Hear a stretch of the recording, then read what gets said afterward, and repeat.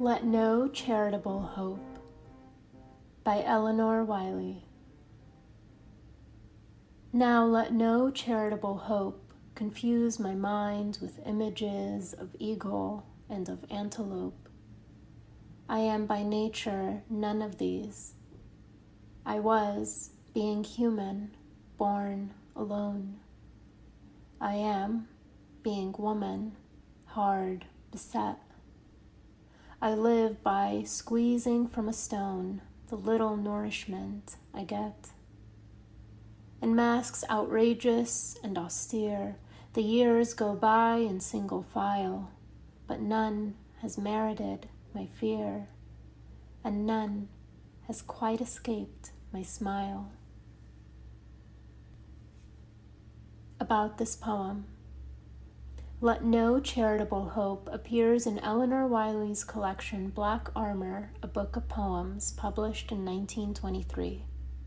In A Private Madness, The Genius of Eleanor Wiley, published in 2003, Evelyn Helmick Hively, former professor of English and director of American Studies at the University of Miami, writes, Let No Charitable Hope, often mentioned as Wiley's best poem, brought from critics favorable comparisons with T.S. Eliot's work, even beyond the obvious references to masks.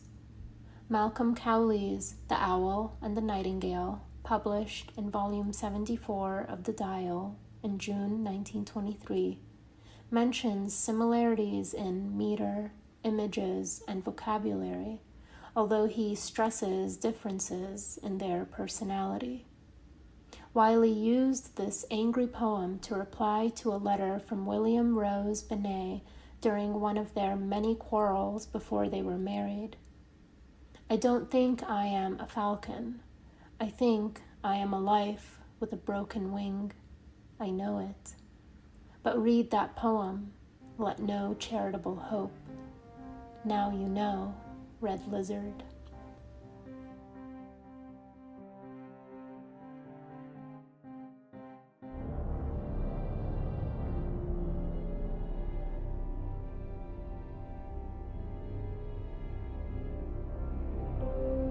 There are many Inland Empire tales of the supernatural to be told. A number of them have been reported in the pages of the San Bernardino Sun and the Riverside Press Enterprise newspapers. The story of the Phantom of the High School Prom dates back to the late 1920s. 3 young men were driving to the San Bernardino High School Prom. They stopped at the corner of Waterman and Highland Avenues. It was there that they spotted a young woman dressed in a formal white gown. She asked for a ride to the prom, and they obliged. She said her name was Vicky Baxter. Vicky spent the night dancing and conversing with other prom attendees. At the end of the dance, she asked the 3 young men to take her back to the corner where she had been picked up.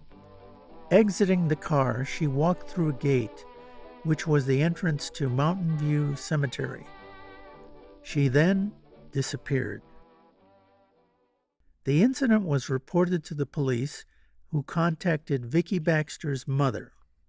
She told them that her daughter had been killed in an auto accident the year before on her way to the prom. The legend is that she would reappear at the San Bernardino High School prom every 3 to 4 years. In 1978, there was an investigation by San Bernardino High School journalism student Greg Cole and history teacher Brian Burke. It revealed that no student by the name of Vicky Baxter had ever attended San Bernardino High School. They also reported that no one by the name of Vicky Baxter was buried at Mountain View Cemetery. White lady ghosts are a fairly common apparition seen throughout the paranormal world. They are usually associated with local legends involving a tragedy, such as an accidental death, murder, or suicide. The Phantom of the High School Prom could be considered such a ghost. Mary Ann is the Redlands version of this spirit. It is said that she inhabits the Glenn Wallack's Theater at the University of Redlands. This white lady was allegedly a former drama student who was killed in an auto accident while on her way to a performance. The ghost engages in mischievous activities. A former costume designer once alleged that she would constantly find a certain dress on the floor in the storage room. The designer would replace the dress on the costume rack, and when she returned, it would be on the floor again. Mary Ann would occasionally be seen floating above the stage, disturbing the stage lights and causing props to fall to the ground. She has made her presence known since the late 1960s.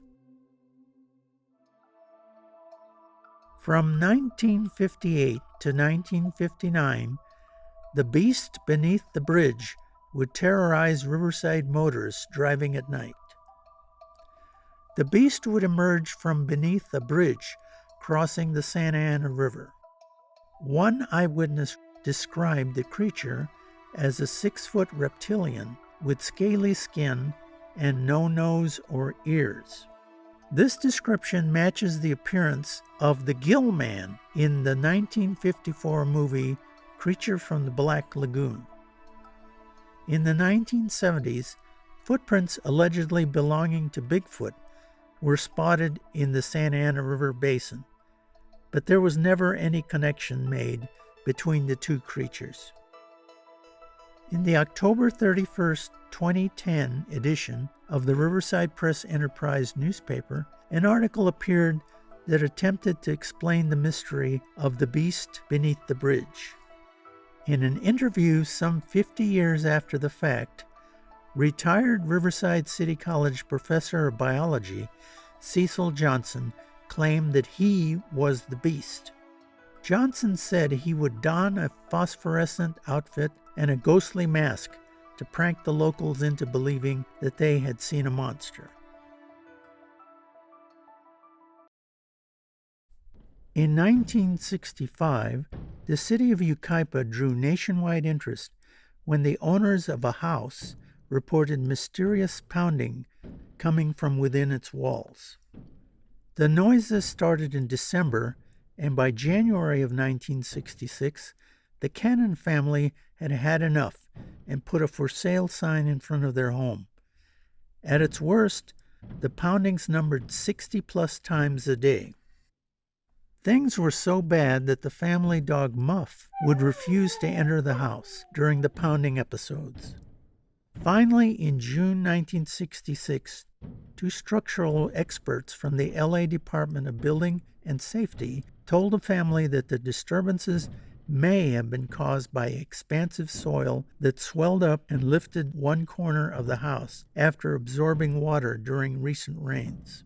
This information did not convince the Cannon family to take their house off the market. They said they didn't like living in a house with built-in sound effects. Today the house is still standing, but with no recent reports of unusual sounds. The crying portrait baby haunted a large house in Riverside. It was the subject of a Tina Flown article in the March 19, 1973 edition of the San Bernardino Sun newspaper. The haunting was reported to have taken place at the Irvine Mansion on Brockton Avenue. Built in 1906, it was originally known as the Stell Lou Vine Mansion. The ghost was theorized to be the baby son of the original owners, the Irvine family. He was born and also died in the house. His image can be seen as the centerpiece of an antique stained glass window in the home. The baby's crying was first heard in 1938 when the house was being sold to the Freeman family. Riverside City inspectors heard the baby and immediately left the property, refusing to return. After the purchase of the mansion, it was turned into a boarding house, where as many as 10 guests resided. In 1972, a room and 3 meals a day cost only $35 a week. By the 1980s, the boarding house had been converted into a child care center, and the baby's ghostly wails ceased. The house is still standing.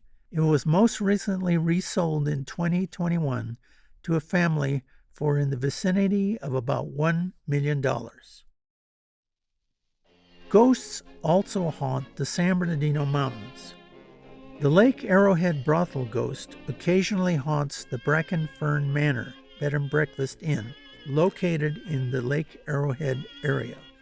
The manor was built in 1926 and was part of the Arrowhead Villas and Arrowhead Villas Club development.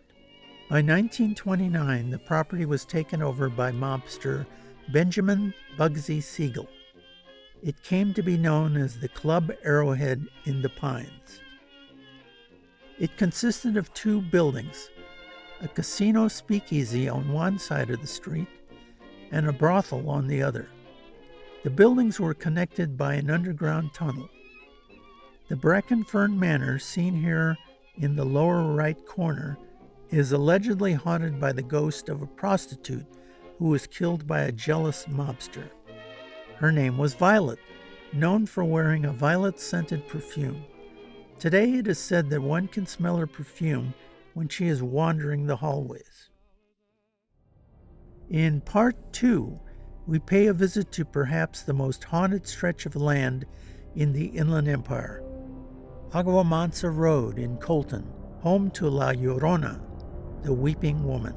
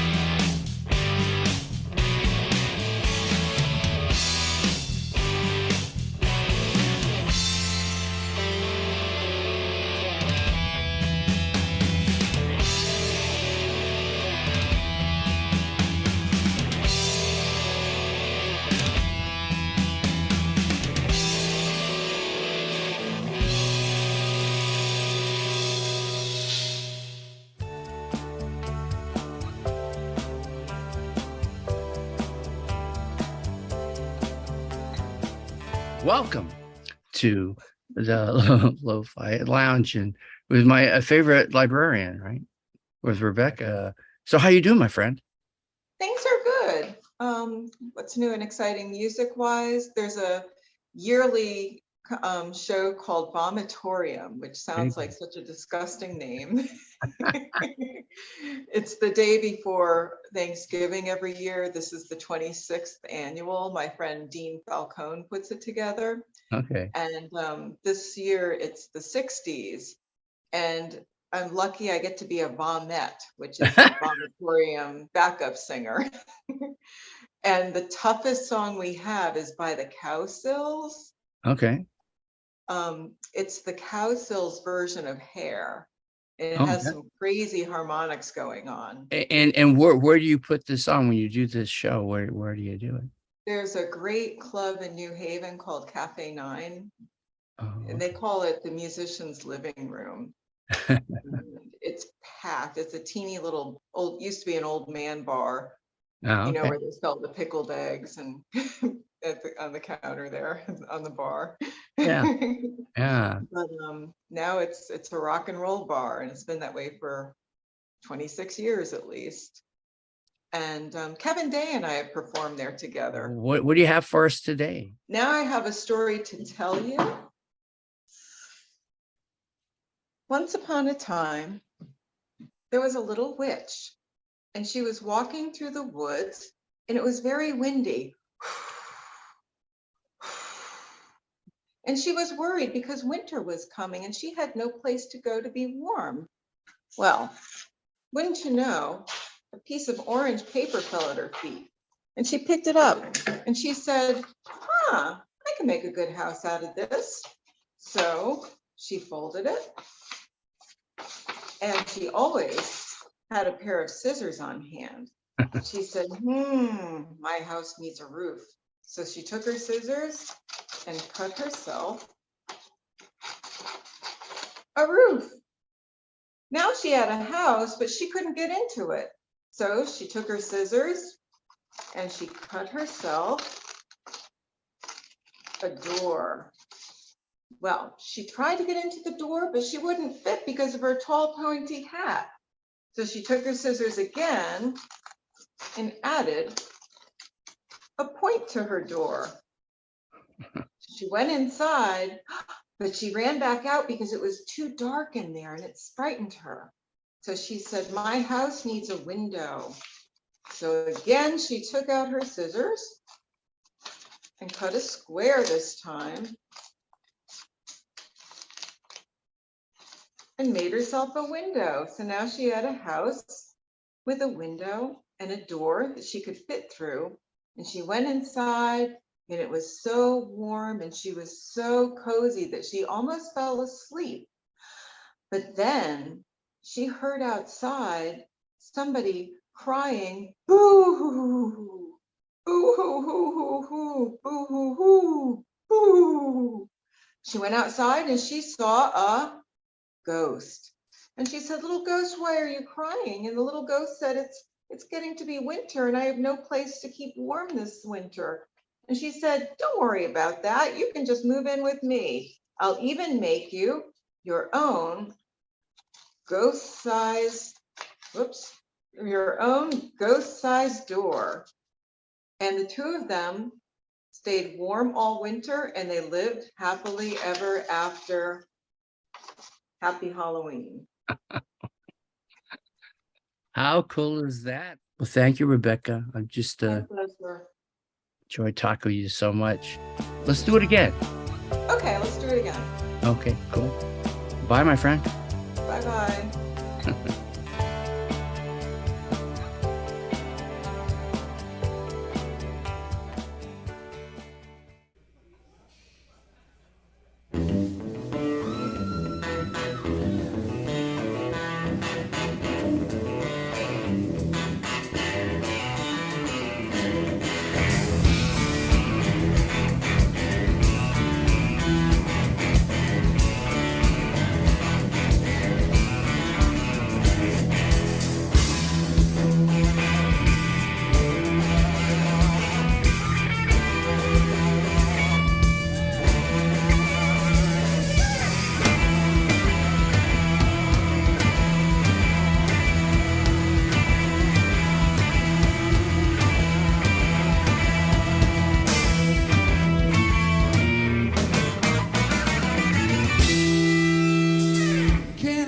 Shape I'm in, I can't say I ain't pretty and my legs are thin.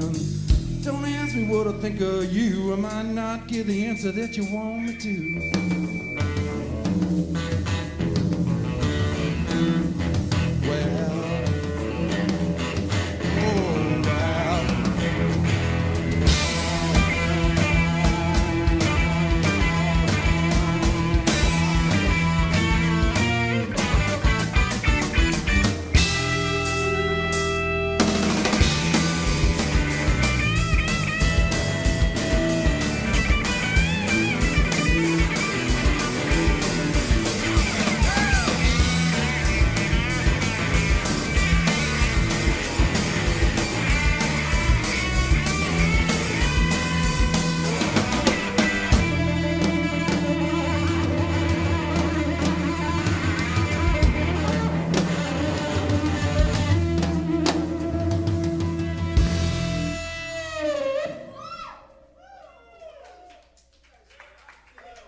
Now when I talked to God, I knew he'd understand. He said, stick by me and I'll be your guiding hand. Now would you believe that? We don't believe that. So don't ask me what I think of you. I might not give the answer that you want me to.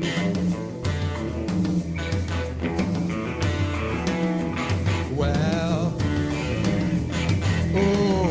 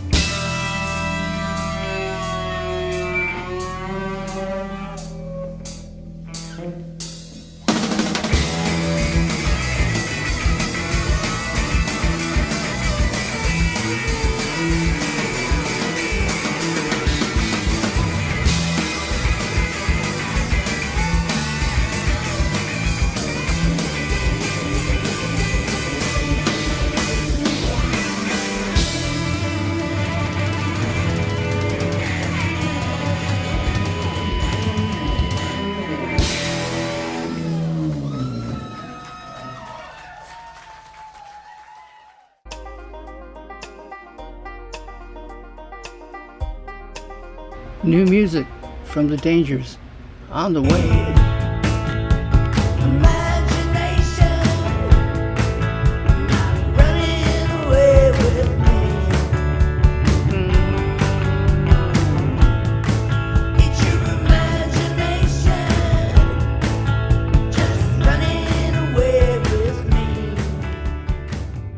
Now, a film by ERIC WEBSTER.